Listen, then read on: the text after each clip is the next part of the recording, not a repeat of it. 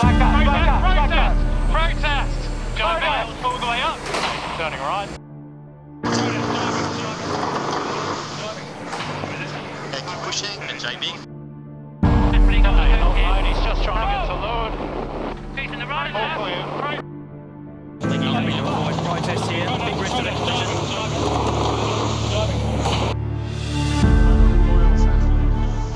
In a match race, beating your opponent is all that matters.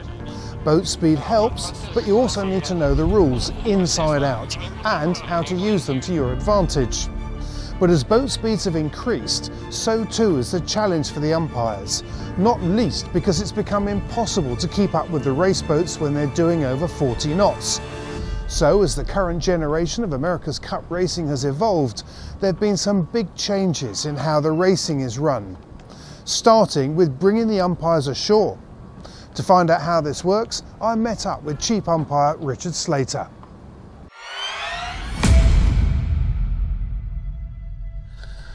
So talk us through what you can see then when you're watching them. So I've grabbed, for example, a race from the final preliminary regatta. This was the New Zealand Italy one, because there's been a few penalties in that, and so we thought we'd show it.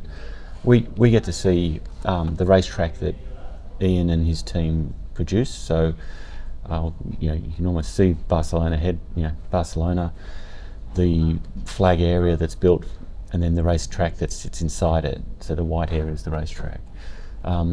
What we have also is things like there's the boundary area. So the grey is just to again visually show us where the boundary is, and we get down and sorry, I'm doing my left hand problem here. And we can get down and look at the boats as well. So I'll just play it. So, for example, what we're doing here is just watching New Zealand sailing around. What we get on that, if I just let me just stop it, we get the data of the boat. So we've got New Zealand, we've got them red, so they're on port. We know what their course is, their speed. We have their apparent wind angle. We can change that if we want, and we have the wind speed. We use that helps sort of set us. We also then have, I think we've talked about in the past, the boats have these two diamonds around them. The inside diamond is what we will use for going start lines, boundaries, finish line. It's equivalent to saying that's where the boat is. And that's to take into account the furthest part of where the foils could be. We also then have another line that's sort of outside that, which is the keep clear border. And what that's doing is to give us the rules side of it, where we don't want boats pushing. You talked about the old days and the boats would push closer, and sometimes a little tap is a way to make sure an umpire gives you a decision. Well, we don't want that. So what we do here is we have the boundaries, and if the boundaries touch, it's the old school of boats have touched. So once you get to that point, we know someone's going to get a penalty. And can the sailors themselves see that boundary on the boat? Do they have a display that shows that? I believe so. Their tactile display will show, it may not be like this, but it'll show both the boundaries. So they will get an idea of how to see it.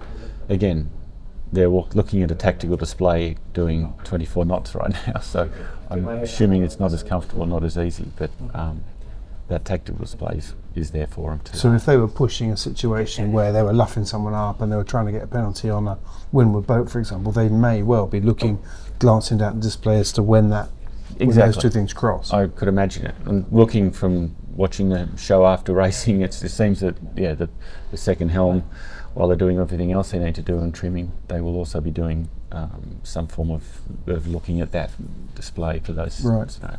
The other thing we have as an umpire tool is we use a line that comes out in front of the boat. What that is basically imagine saying in 3 seconds, based on their course and speed, where will the boat be? As you speed up, that line gets bigger. As you slow down, it gets smaller. But we can also put our ghost boat onto that, so we have a visual representation.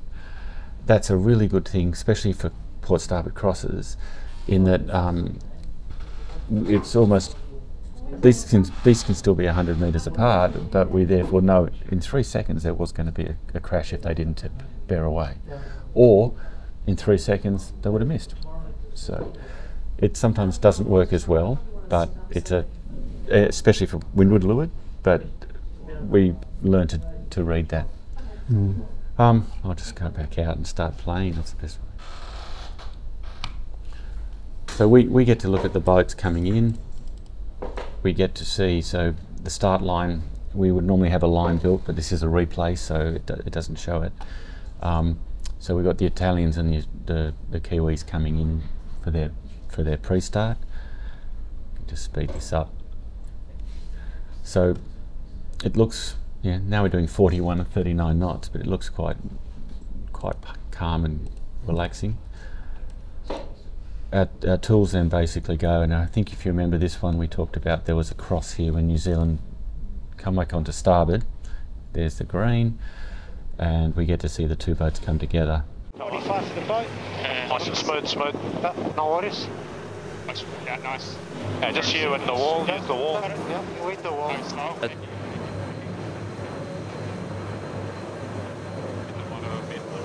So you saw New Zealand speed drop. They come at there, and then Italy just don't do enough. And there's a little flash saying the boundaries have done it. So if we wanted to, if we missed it as umpires, we can actually go in and at any time just replay and have a look at when those boundaries, how they hit and when they hit. And so what that's showing, that, as you say, the ghost boat in front is giving you the heads up that this could be an issue, because when you ran that before, it's clearly a conflict as it comes through. So that gives you the heads up, this might be an issue. That's right. And then in that case, we thought that Italy certainly could turn. We've seen them turn quite nicely, and they sort of just went for a nice speed turn or something, but just got it wrong, and got there. And so we can go down, like we can go crazy if we wanted to, as you've seen me, where we can come back and go, yeah, well that was the borders were about 1.14 meters away. So if we really wanted to get the numbers, but as you saw, it flashes. We don't. In a perfect world, we'd rather get the answer quickly.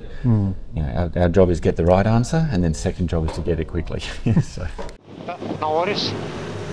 Yeah, nice. Yeah, just you and the wall. Yeah, the wall. Yeah, you hit the wall. He hasn't got speed attack, so just got it still. This is the umpires. Penalty Italy. Penalty Italy. You must be kidding me. You asked about the protest? Yes, so having done that, so then what happens next? You see that, so presumably the Kiwis now have protested. Right. So you, first of all, you can't do anything until they protest. It's not up to you to make a decision. You only respond to a request from a boat. We're that umpire, so like cricket, we wait for an appeal and then we answer it. We do have a few things we can protest for or penalise for, but and that would be like boundaries and stuff. But most of sailing is about waiting for a team to tell us they're upset, and then we answer it. So in this case, we've seen in New Zealand had gone past, they have protested. Our software allows us to then open that up and make decisions, but I'm in replay, so I can't show you that one.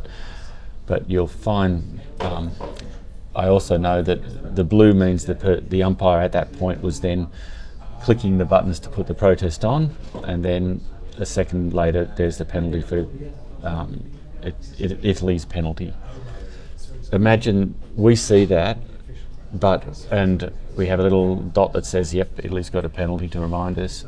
That's also going out. The guys who did all this, that's also then immediately going to the TV, who can do the graphics for that. They can, all of the the communications goes across more than.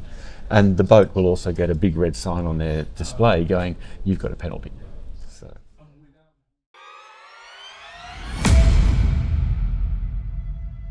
A sustainable future. Yanmar.